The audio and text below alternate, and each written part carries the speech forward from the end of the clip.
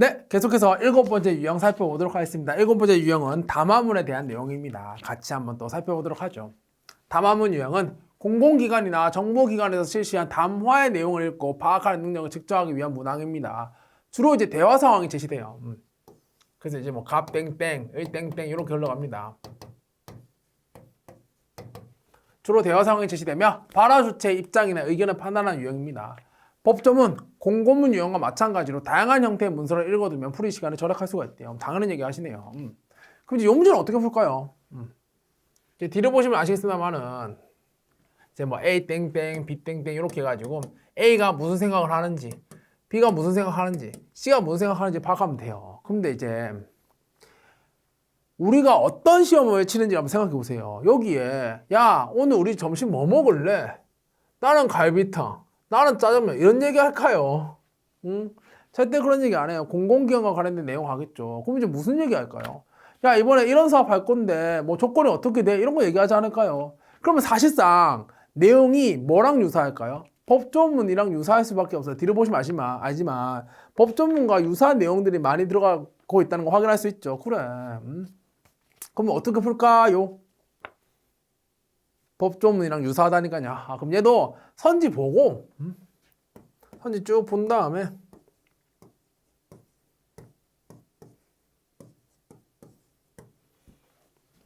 확인하고 관련된 거 빨리 찾아 올라가겠다. 이 생각을 풀면 되겠네. 이렇게 풀어주시면 되겠습니다. 그럼 지금 법조문도 그렇고요, 담화문도 그렇고요, 공고문도 그렇고요, 싹 다 그렇게 풀고 있죠. 그러니 글의 형식이 조금만 다를 뿐 문제풀이 방법은 동일하다고 생각하시면 됩니다. 선지 보고 키워드 찾은 다음에 그거와 관련된 내용 빨리빨리 찾아 올라가시면 문제 푸는데 지장 없다라는 거 한 번 더 말씀드리고 계속해서 내용 전달해 보도록 하겠습니다. 다음 풀이 전략 보시면 이제 첫 번째 내용 확인, 있냐 없냐 이런 거죠.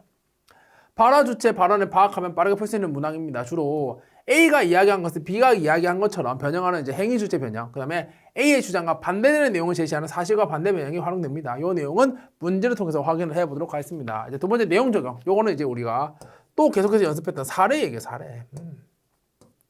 보시면 구체적 상황에 담화문의 내용을 적용하는 능력. 그래, 구체적 상황이 사례가 되는 거죠. 적용하는 능력을 측정하고자 하는 유형입니다. 법조문, 공고문 유형과 유사하나 줄글 형태로 조건이 제시되기 때문에 풀이 시간이 다소 오래 걸릴 수도 있습니다. 하지만 우리가 앞에서 주구장창 연습했던 선지 보고 올라가는 방식을 활용하면 수월하게 풀 수 있습니다. 같이 한번 확인을 해보도록 하겠습니다. 넘어가서 이제 문제부터 바로 보도록 하겠습니다. 교재 114페이지에 있는 86번부터 풀어보도록 할게요. 보시면 다음은 땡땡땡땡 방송공사의 시청자위원회 회의 중 세모세모 프로그램에 대한 관한 부분이래요. 다음 중 아래 담화문의 내용과 일치하지 않는 것을 했습니다. 한 번 더 말씀드리면 이런 거 실수하시면 안 돼요. 그랬을 때 방땡땡 위원장 김땡땡 CP가 무슨 얘기를 하는지를 확인하지 말고 뭐부터 하자고? 선지부터 보자고. 선지 볼게요. 뭐라고 하는지. 1번 뭐래요? 이 땡땡 위원은 출연자 구성의 다양성 및 균형의 부족을 지적했대요. 와우. 그럼 뭐 하면 돼요?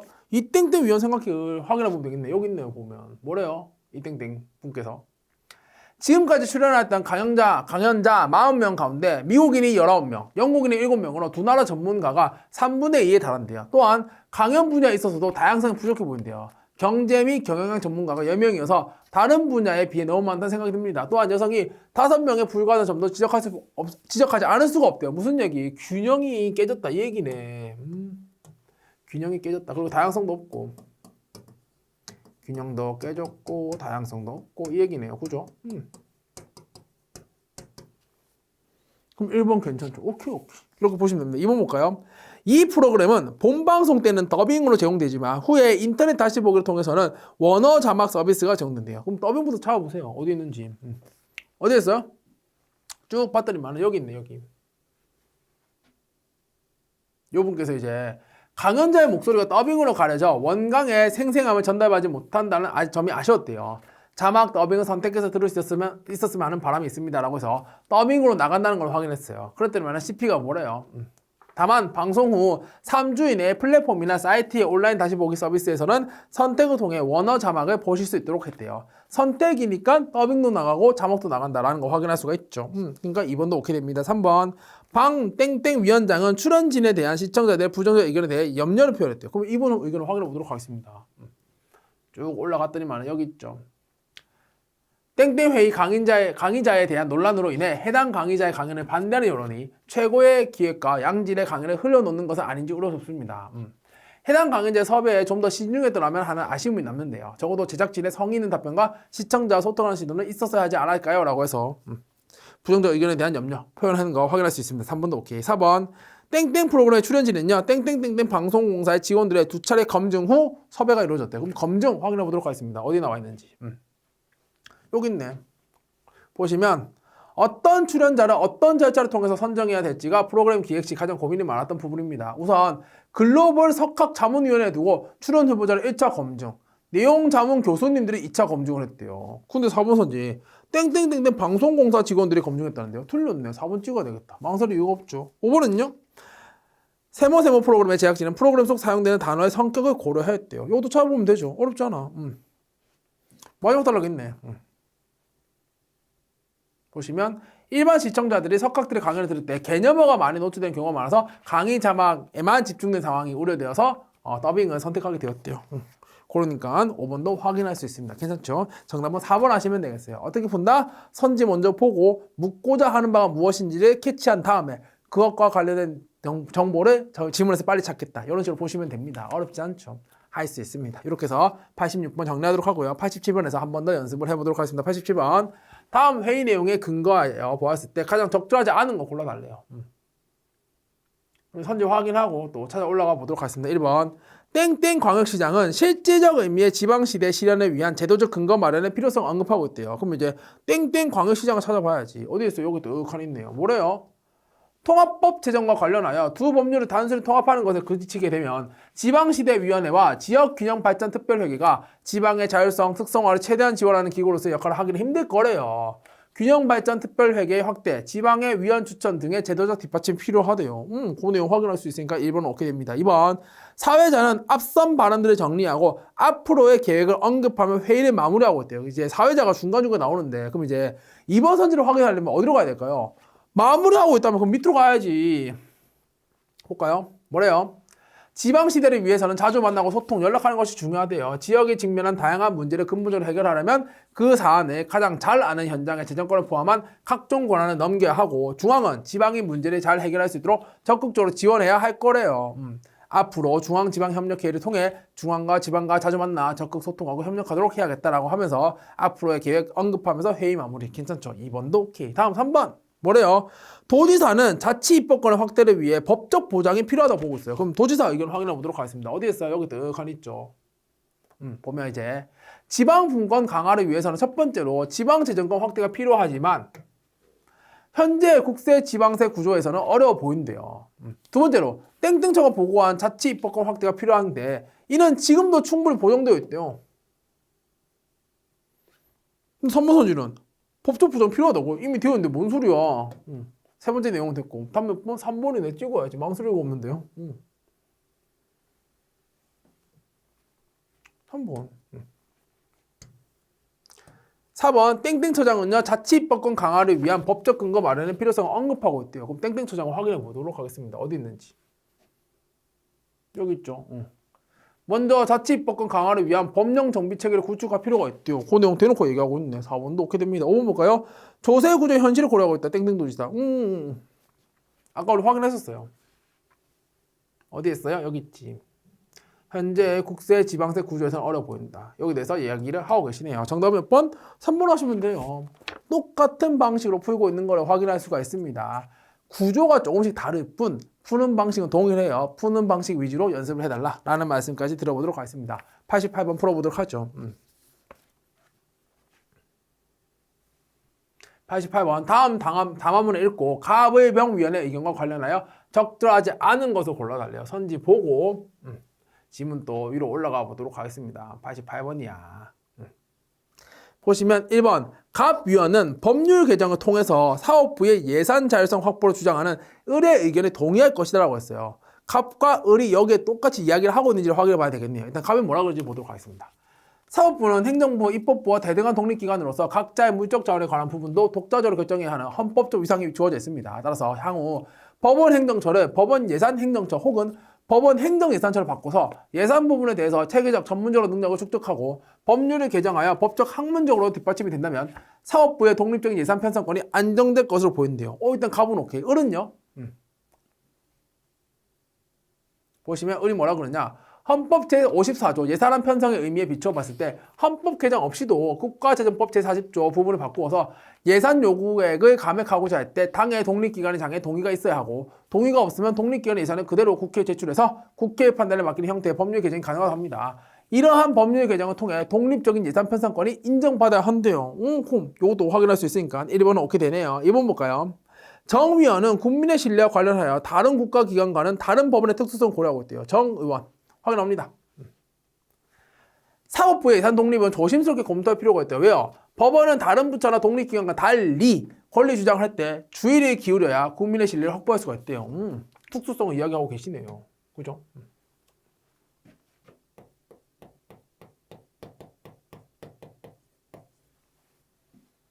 이번도 오케이. 어렵지 않고 3번 볼까요? 을위원은 법원 행정처의 명칭 변경과 관련한 갑위원의 의견에 동의할 것이라고 했어요. 일단은 을이 어떻게 얘기하는지를 봅시다. 근데 을은 아까 우리 확인했는데 예산에 대해서만 얘기하고 있지 명칭에 대해서 얘기한 적은 없어요. 그러니까 동의할지 안 할지를 모르겠네. 다음 몇 번? 3번 하시면 되겠네요. 괜찮죠. 4번 갑의 병위원은 사업부의 예산 편성 상황이 개선돼야 한다는 의견에 동의할 것이라고 했습니다. 갑, 을은 확인했고 병만 가볍게 보면 되겠네요. 호로록 뚝딱딱 괜찮죠. 4번도 오케이. 근데 이제 여기서 팁이 하나 있어요. 뭐냐면 만약에 4번 선지가 앞에 있으면 어떻게 해야 될까요? 그렇게 생긴 애가 이제 89번에 있는데 4번 같은 애가 앞에 있으면 어떻게 해야 될까요? 4번 보면 갑의 병위원은 사업부의 예산 편성 상황이 개선돼야 한다는 의견에 동의할 것이라고 했는데 이거는 갑의 병이 다 오케이 돼야 맞는 선지잖아요. 그러면 확인해야 될 정보가 많죠. 그럼 어떻게 하는 게 좀 더 효과적일까요? 얘보다는 개별적인 애들 1번, 2번, 3번 위주로 보고 그런 거 개별적인 애들 먼저 본 다음에 걔들한테 답이 안 나오면 얘가 답이 될 거고 거기서 답 나오면 개별적인 애가 답이 될 거고 이런 식으로 보시는 게 좋아요. 공통점에 해당하는 선지 88번의 4번 선지라든지 89번의 2번, 1번 선지라든지 이런 식으로 공통점 가외 병정 A, B, C, D가 모두 다 여기에 동의할 것이다 이런 식으로 공통점에 해당하는 선지는 확인해야 될 정보가 많으니까 뒤로 빼는 것이 비교의 전략이 되겠습니다. 아시겠죠? 그것까지도 곁들여서 말씀드려보도록 하겠습니다. 뭐 5번도 가볍게 체크하면 되겠네요. 이렇게 선지 확인하고 지문 올라가는 방식으로 문제 푸시면 되겠다라는 거 한 번 더 강조합니다. 89번 한 번 더 연습해 보도록 하죠. 89번 적절하지 않은 거 쭉 나와 있어요. 반값 등록금 관련된 지문이네요. 그랬을 때 1번 선지 갑의 병정은 모두 등록금 인상에 찬성한다. 이건 나중에 보자고. 나중에. 왜? 공통점에 해당하는 선지는요. 확인해야 될 정보가 너무 많아요. 그러니까 개별적인 것부터 보겠습니다. 2번 을은 점진적인 등록금 인상이 필요하다는 정의 의견에 반대할 거래요. 그럼 을부터 볼게요. 을이 뭐라 그러는지. 을이 뭐라 그래요? 전국 평균 등록금이 요 정도 되는데 땡땡 시립대학교의 경우 요 정도로 극히 저렴해요. 이런 경우 고등교육법상 어느 정도 인상 허용이 필요하대요. 인상해야 된대요. 그리고 시지원금이 2012년에는 58%였는데 2022년에 68% 증가했어요. 따라서 재정 자율성을 위해서 등록금의 인상이 필요하대. 등록금 인상까지는 오케이. 근데 이번 선지는 뭐래요? 점진적인 등록금 인상이잖아요. 점진적?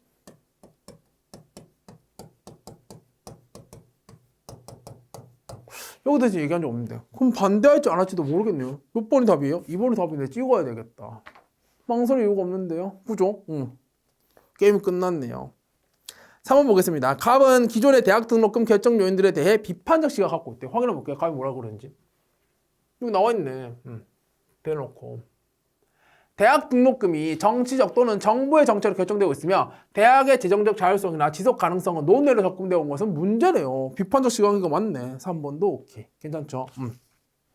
4번 병은 다른 발언자들과는 달리 학교 구성원들을 통한 해결 방안 역시 함께 제시하고 있대요. 병 볼까요? 뭐라고 그러는지. 여기 나와 있죠. 다양한 구성원들 노력이 필요하다고 봅니다. 확인할 수 있고요. 5번은요? 그렇지. 이건 우리가 같이 읽었던 거고. 그럼 1번도 오케이 되겠네요. 그죠? 왜? 답이 2번이니까. 이런 식으로 공통점에 해당하는 선지는 뒤로 빼는 게 비교의 전략입니다. 왜요? 아까도 얘기했지만 한 번 더.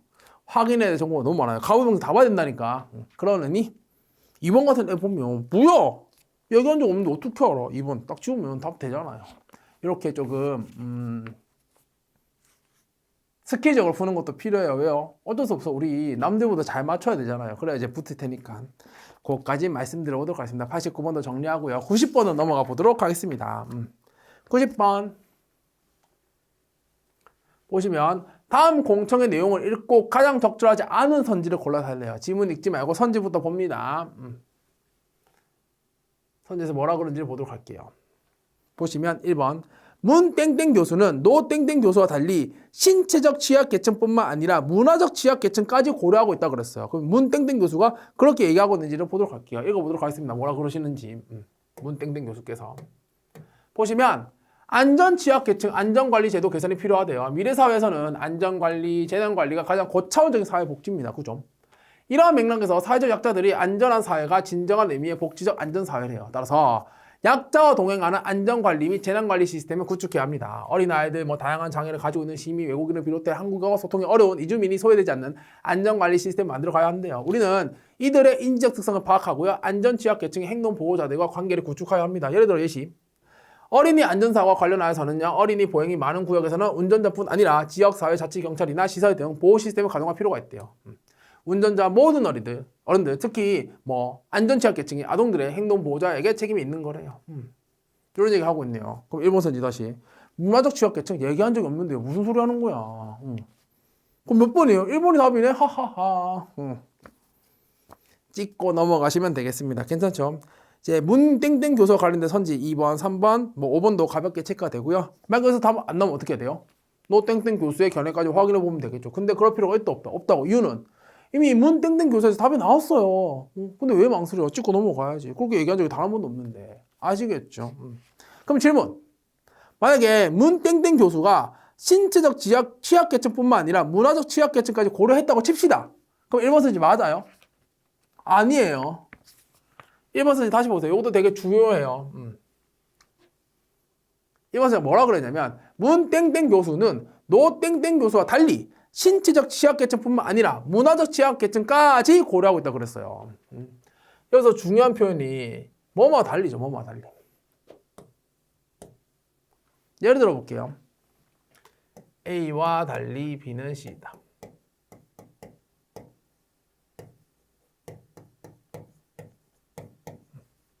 A와 달리 B는 C다라고 했을 때 이 문장이 담고 있는 정보는 두 가지예요. 두 가지. 첫 번째, 다음 B는 C다. 이건 나오죠. 첫 번째로. 두 번째는요. 뭐뭐와 달리 때문에 A는 C가 아니다 라고 하는 정보가 숨겨져 있어요. 당연히 도출하셔야 되고요. 그러니 1번 선지가 맞으려면 문 땡땡 교수가 요 둘 다 고려해야 되고요. 플러스 노 땡땡 교수는 그러면 안 돼요. 뭐 때문에? 뭐뭐와 달리 때문에. 그러니까 두 가지 정보를 다 체크하셔야 됩니다. 이것도 굉장히 중요한 지점이니까 잘 가져가 주세요. 플러스 그럼 이거를 어떻게든 응용해 볼 수 있을까요? 지문에 이렇게 나올 수도 있지 않을까요? 그러면 이제 문제 뭐 낼까요? 설마 이거 낼까요? 노노노 이런 거 내는 거죠. 이런 거.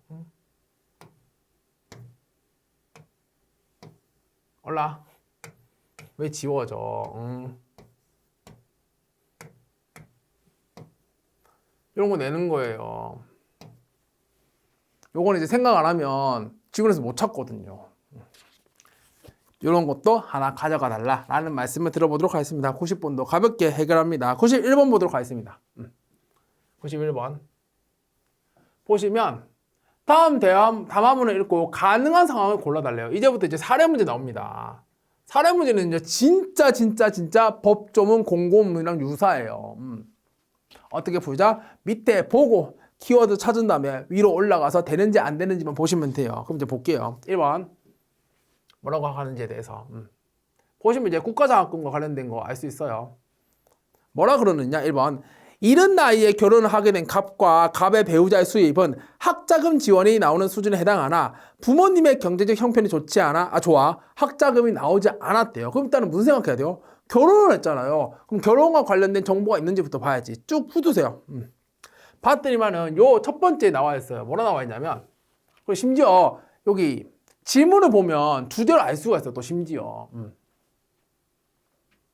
보시면 B 50조 제2항에는 학자금 지원을 받으는 사람과 그 부모 또는 배우자로부터 다음 각호의 자료 또는 정보의 제공에 대하여 동의한다는 서면을 제출받아야 합니다. 이는 미혼인 경우 학자금은 대부분 신청 학생과 그 부모가 부담하고 있는 상황을 반영한 것. 따라서 신청 학생이 미혼인 경우라면 연령에 관계없이 이런 것들을 해야 되는데, 또한 신청 학생이 그래 기혼이라면 뭐래요? 기혼인 경우라면 연령에 관계없이 신청 학생과 배우자 모두의 가구원 정보 제공 동의에 따라 소득 재산 조사를 통한 학자금 지원 구간을 선정된대요. 그럼 구간별로 이제 세팅이 된다 이 얘기인 거죠. 근데 1번 사지 뭐래요? 학자금 나오지 않았다고요?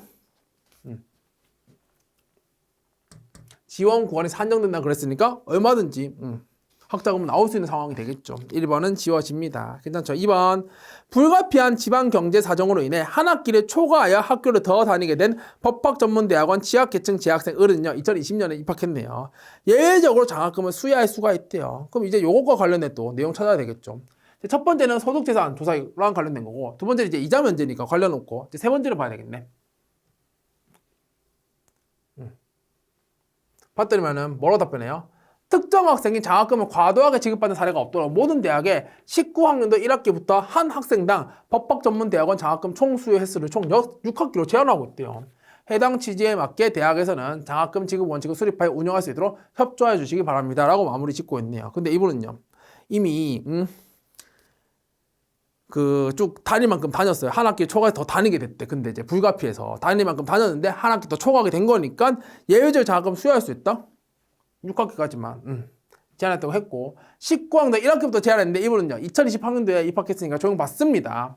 2번도 지울 수 있을 것 같네요. 3번 2019년 2월에 대학을 졸업한 다자녀 가구 학생이었던 병은 재학 중에 발생한 등록금 생활비 대출 이자 면제를 받지 못했대요. 두 번째 내용과 관련이 있네요. 바로 달려갑니다. 이자 면제가 가능한가요? 그랬어요. 뭐라고 나와 있느냐? 취업 후 상환 학자금 대출은 일정 소득 발생 시점까지는 상환을 유예하여 학업에보다 전념토록 도입된 대출 제도입니다.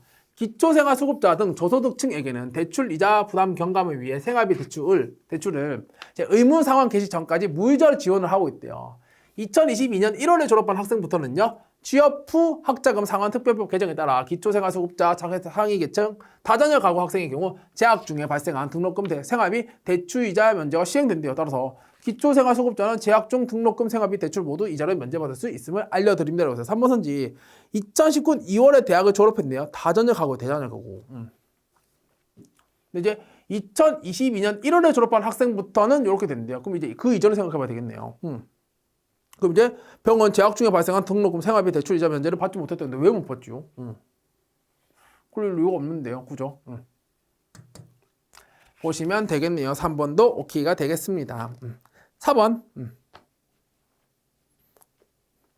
면제를 받을 수가 있다고. 괜찮죠? 4번 보겠습니다. 2022년 2월에 대학을 졸업한 차상계층 정은 등록금 생활비 대출 이자의 전부를 면제받았대요. 요 내용이네. 2022년 2월에 졸업했대요. 그럼 여기 떡 들어가네. 움직이면 안 돼. 여기 떡 들어가네. 그래서 등록금 생활비 대출 이자 전부를 면제받았다고. 괜찮은데요? 그래. 그럼 4번 찍어야지. 망설일 이유가 없네요. 어렵지 않게 확인할 수 있습니다. 5번 볼게요. 2022년 2월에 대학을 졸업한 기초생활수급자 문은요, 의무상환 개시 후에도 대출에 대한 이자를 면제받고 있대요. 근데 여기 나와 있어. 뭐래? 의무상환 개시 전까지만. 근데 이분은요, 개시했으니까 이자 면제 안 됩니다. 5번 더 지웁니다. 정답은 4번 하시면 되겠네요. 괜찮죠? 방법 똑같죠? 만약에 이거를 담화로 안 주고 법조문 지문으로 준다고 해서 문제가 바뀔까요? 안 바뀌어요. 그러니 형식에 구애받지 말고 본질에 집중을 하세요. 본질에. 아시겠죠? 사례 문제는 무조건 선지 본 다음에 키워드 찾고 그것과 관련된 정보 찾아 올라가는 방식으로 푸시면 됩니다. 그것까지 한 번 더 확인시켜 드립니다. 92번으로 넘어갑니다. 92번도 마찬가지. 국가장학금 신청과 관련된 내용이에요. 보시면 다음 담화문을 읽고 국가장학금 신청이 가능하지 않은 사람을 골라달래요. 뭐 쭉 나와 있으니까 확인해 보도록 하겠습니다. 선지 보면 1번 학자금 지원 9구간에 해당하는 값은 자신이 다니고 있는 대학의 지원 기준이 있다면 국가장학금 2 유형을 신청할 수가 있대요. 그럼 이제 국가장학금 2 유형을 찾아봐야 되겠죠. 2 유형이 어디에 있냐면 얘는 1이고 얘가 2죠. 국가장학금 1유형이랑 원유형이랑 다자녀 국가장학금은 학자금 지원 8구간 이하여야 하는데 나는 해당하지 않아서 국가장학금 2유형에 대해 알아봤대요. 그런데 이건 등록금 부담 완화를 위한 대학의 자체 노력과 연계해서요. 대학 자체 지원 기준에 따라 등록금을 지원해 주는 거래요. 그래서 대학별 자체 수립한 지원 기준에 따라 다를 수가 있대요. 이것도 연결해야 되겠네요. 알아보니까 지원하려면 학점이랑 성적 기준도 있어야 된대요. 우선 직전학점은 12학점 이렇게 나와 있고요. 또 기초생활수급자나 차상위 계층의 경우는 C학점 이상이면 다 지원 가능하대요. 뭐 나머지 쭉 나와 있네요. 그랬을 때 1번 신청할 수 있겠죠. 왜? 지원 기준이 있다고 얘기를 했으니까. 뭐 어렵지 않게 확인할 수 있고요. 2번 보겠습니다. 학자금 지원 7구간에 해당하며 동생 2명과 언니 1명이 있는 학생은요 만 22세요. 다자녀 국가장학금은 신청할 수가 있대요. 그럼 다자녀 국가지원금 또 확인해 봐야 되겠네. 여기 있죠. 나는 동생이 3명 있어서 다자녀 국가장학금에 대해 알아봤대요. 학자금 지원 8구간 이하여야 하고 3자녀 이상 가정에 만 39세 이상 미혼 대학생이어야 된대요. 22세라고 했고 동생 2명, 언니 1명이래요. 그럼 맞네. 이번 찍는 게 아니고 가능하지.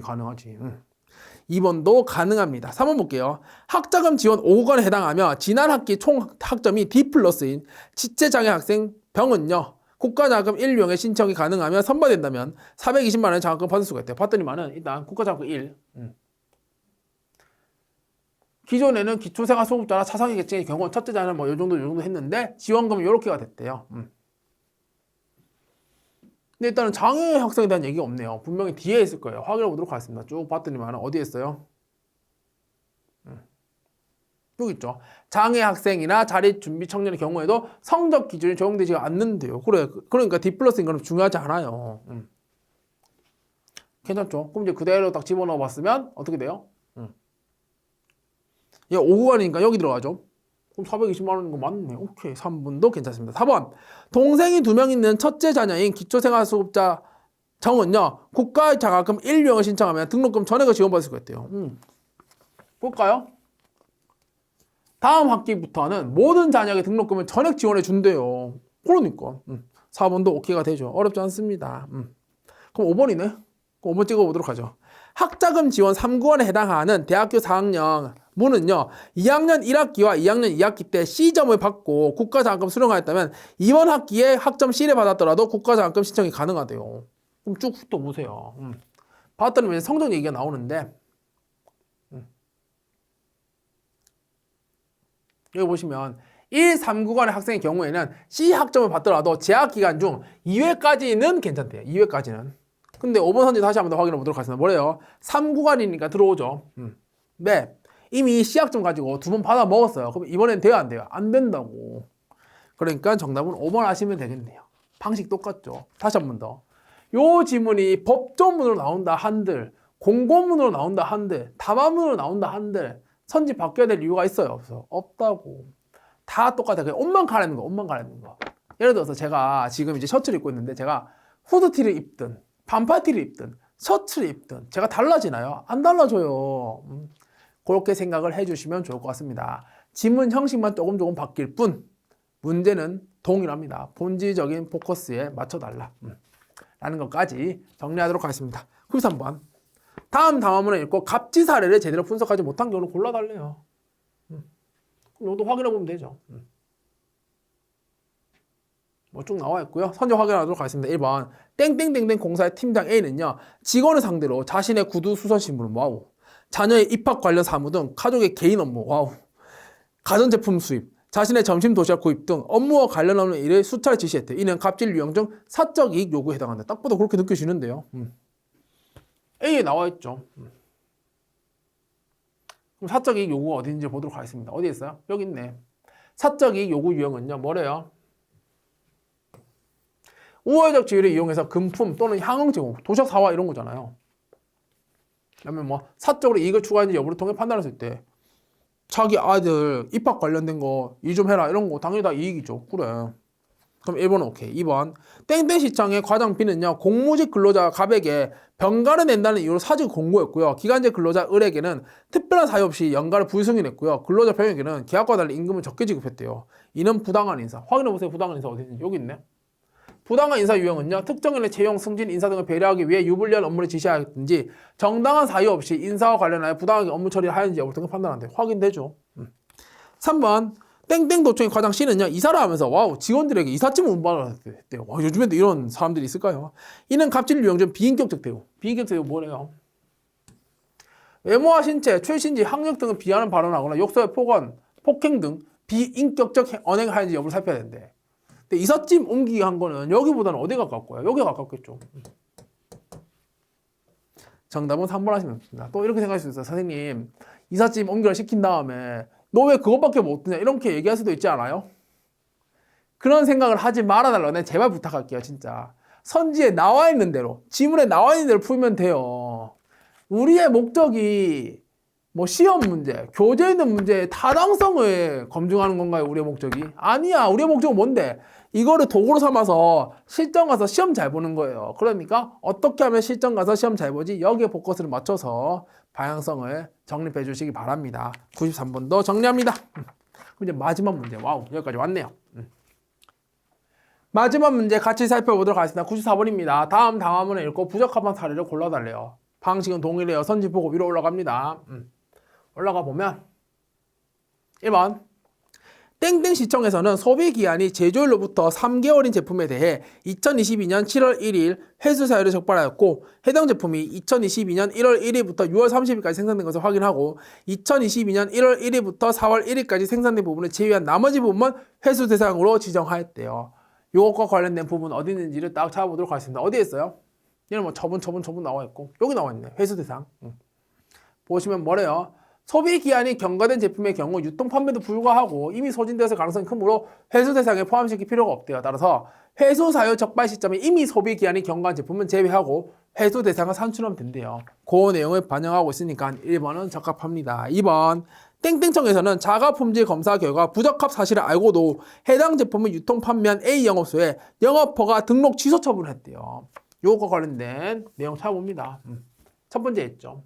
여기도 보면 질문을 통해서 주소를 확인할 수가 있어요. 이것도 잘 활용하시면 좋은 아이템이 되겠죠. 봤더니 말은 자가품질 검사 결과만으로는 행정처분 대상이 되지 않는데 다만 자가품질 검사 결과 부적합 사실을 알고도 유통 판매한 경우에는 행정처분의 대상이 돼요. 이런 경우에는요. 영업허가 등록 취소 또는 영업소 폐쇄와 해당 제품 폐기 처분을 받게 된대요. 그러니까 2번도 적합한 사례가 되겠네요. 3번 땡땡시청에서는요. 소비기한이 제조일로부터 1개월의 제품에 대해 2022년 9월 1일 회수 사유를 적발하였고 해당 제품이 2022년 8월 1일까지만 생산됐대요. 그럼 이제 9월 1일날 회수 사유를 적발했으니까 이미 다 게임 끝났죠. 그러니까 회수 조치 안 했겠네.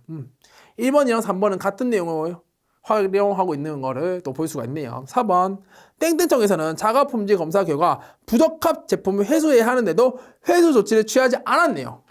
우리 아까 봤던 거 있잖아. 회수 조치를 하지 않으면 영업정지 2개월이에요. 그거 때렸네. 그럼 1, 2, 3, 4 괜찮은가? 답은 5번이네요. 5번 보겠습니다. 식품 관련 연구를 진행 중인 땡땡연구원에서 연구사업 과정 중 식품위생감시원이 유통 중인 식품 등을 수거하여 검사하였는데 검사 결과가 부적합한 경우에는 땡땡연구원의 연구사업 주관 문서는 반드시 관할 기관에 즉시 부적합 사실을 알려야 한다고 그랬는데 마지막 볼게요. 마지막. 뭐래요?